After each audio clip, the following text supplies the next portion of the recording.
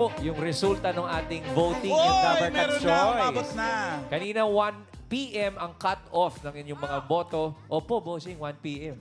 Yan. Mula sa mga clones with top 10 scores sa naging grand finals. Ito po. Pero 11 po sila. 11. 11 silang lahat dahil po may nagtay. So, malalaman po na natin ang top 6 na magbabalik sa ating competition. Uy! Eto na sila.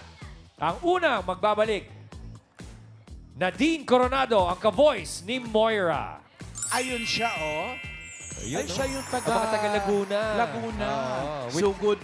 3,196 Dabarkats votes. Wow. Next. Next, ang pasok ay ang ka-voice ni Steve Perry, si June Ryle Kiambao. With Ayan. 3,374 votes.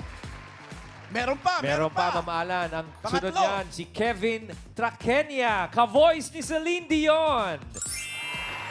Coming in with 5,360 votes. Ang daming bumoboto, no? Opo, at Fairness. may tatlo pa, mamaalan, ha? Aha. Ito, ang ka-voice ni Harry Styles, si Rainiel Papa, na taga Quezon. Coming in with 5,629 votes. Si Rainiel Papa, taga Quezon na nang dumating dito, ang daming dalang longganisa. Oo.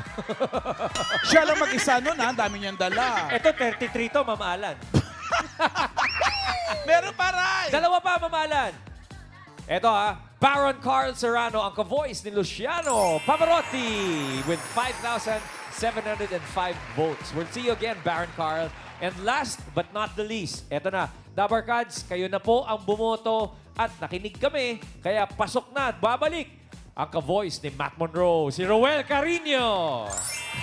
Ito, with 34,277 votes. We'll see you again, Roel Carino. And we'll see the 6 of you again next week. All right, abangan nyo sila next week dito sa Clones Ka Voice of the Stars.